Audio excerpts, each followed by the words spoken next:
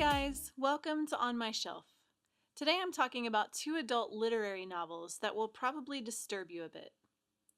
A God in Ruins by Kate Atkinson is the sequel to Atkinson's 2014 masterpiece, Life After Life. A God in Ruins follows the story of Teddy, who is the sister of the heroine in Life After Life.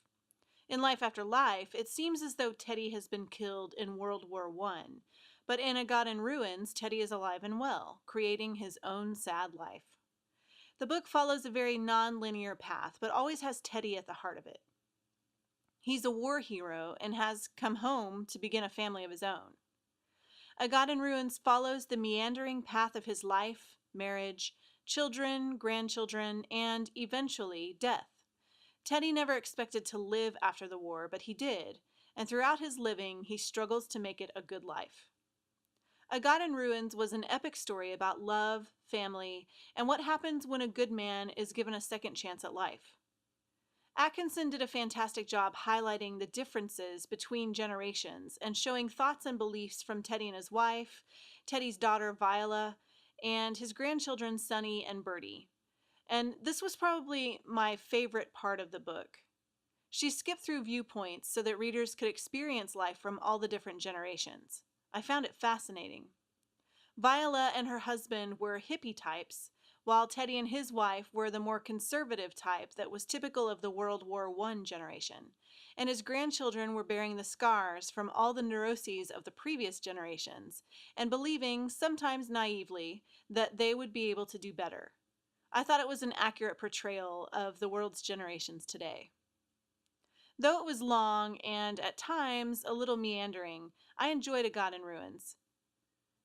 I initially picked up the second book, I'm Thinking of Ending Things, by Ian Reid because of its intriguing cover. I thought it looked promising, and it definitely delivered. I'm Thinking of Ending Things was a fantastic literary thriller that I could not put down. It's a small book, only about 62,000 words, and it definitely went quick, but it was fantastic. I don't want to give too much away on my summary, so I'll just say that this book is about a woman taking a trip with her boyfriend, considering the entire drive whether or not she should end things with him. The significance of all her conversations and rumination will come crashing in once you reach the end of the story. There were so many things that I liked about this book. Probably one of the most significant, at least for me, was the length. I love when adult books are short, because I don't have a whole lot of time to read an epic book, and most of the time when I do read a 700-pager, I'm always left at the end thinking that what it really needed was a good editor. Long doesn't necessarily mean better. I'll just throw that out there. But Reid is a master at communicating only enough of what you need to know. I also loved that as the story progressed, so did my sense of unease and dread. I knew something bad was going to happen, but it was the little subtle clues that unfolded it for me. Reid wasn't obvious in any way. I thought I guessed something, and then he'd twist it around. I second-guessed myself. I second-guessed the characters. That's when you know it's a good thriller. One of the other aspects of the book that I really enjoyed was that the author would slide in some asides. Every now and then, the narrator would philosophize on family and relationships and death even. It made for interesting breaks from the increasing sense of dread. As soon as I was done with this one, I put it on husband's to-read shelf, because I knew he would enjoy it. It's one of those books that's like a seed.